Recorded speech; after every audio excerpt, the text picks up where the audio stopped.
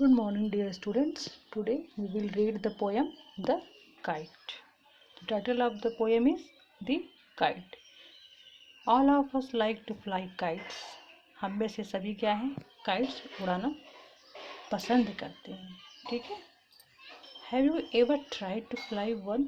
क्या आपने कभी एक भी काइट उड़ाने की कोशिश की है? Read this poem about a kite as it flies in the sky.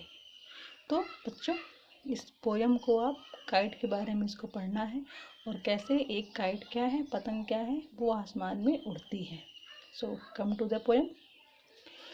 How bright on the blue is a kite when it's new. Okay, क्या कह रहा है जो आपका पोएट है, कह रहा है how bright on the blue is a kite when it's new, है ना. It means a new kite is wonderful to watch, है ना. एक नई पतंग जो होती है वो देखने में क्या होती है, बहुत ज़्यादा खूबसूरत लगती है जब वो नई होती है. नई मीन्स नया, है ना. Is a kite when it's new, जब वो नई होती है. With a dive and a dip it snaps its tales.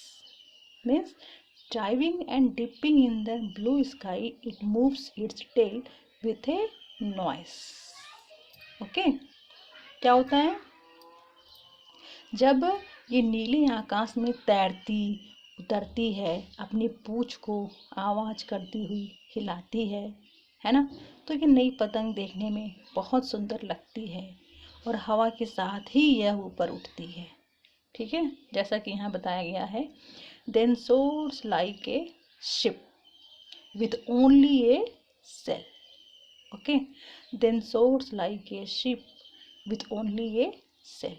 क्या होता है जब ये हवा के साथ ही ऊपर उठती है तब यह एक पाल वाले जहाज की तरह हवा में तैरती है. पाल वाले हवा जहाज की तरह तैरती है मतलब it source high with the wind, है ना. मतलब जब ये हवा के साथ ऊपर उठती है तो बहुत ज़्यादा ये और ऊपर उठती है और लहराती है. It means at this time it sails like a ship with only one sail. It rides on the current of air just as the ship rides on the waves of the ocean. Okay, over tides of wind it rides. क्या होता है, और जब जैसे कोई हवा के बहाव पर ऐसे ही पतंग तैरती है, जैसे कोई जहाज क्या होता है समुद्र की लहरों पर तैरता है. जब हवा नहीं चलती तब यह आराम करती है. कहने का मतलब जब आसमान में हवा चलती है तब ही यह पतंग लहराती है और जब हवा नहीं चलती तब यह उसमें क्या है, ये रुक जाती है, आराम करती है. ठीक है. Climbs to the crest of a gust and pulls. क्या होता है क्लिम्स. अब देखो यहाँ पे क्लिम्स के मतलब क्या है, कह रहा है when the string which holds the kites goes slack, the master of the kite winds back the string, the kite comes back to the earth. क्या होता है, परंतु जब पतंग की जो डोर होती है ना, जो पतंग जो हम उड़ाते हैं उसकी जो डोर होती है, क्या होता है जब पतंग की डोर किसी पेड़ में अटक जाती है तब वो पतंग क्या है, फड़फड़ाती है, होता है ना.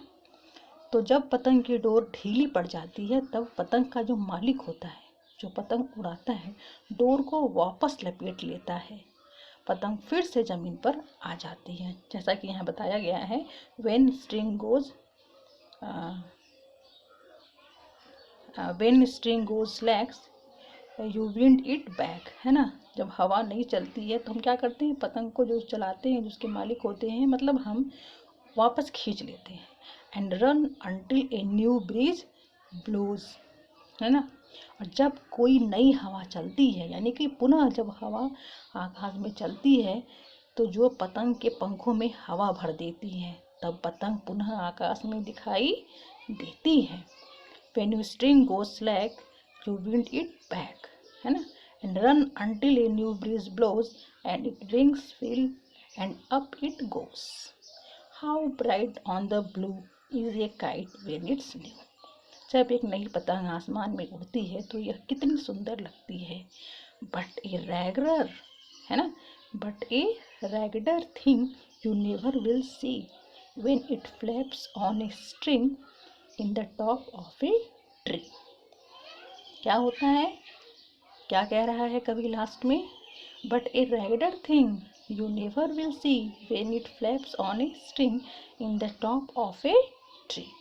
परंतु जब पतंग की डोर किसी पेड़ में अटक जाती है तब पतंग फड़फड़ाती है, यह शीघ्र ही एक बहुत फटी हुई गंदी वस्तु बन जाती है ना।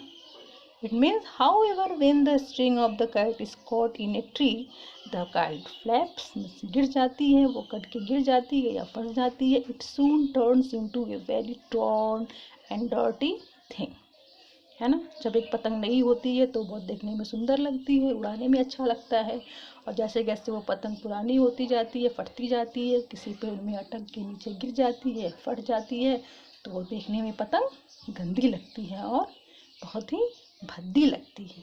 तो इस कविता का सार यही है।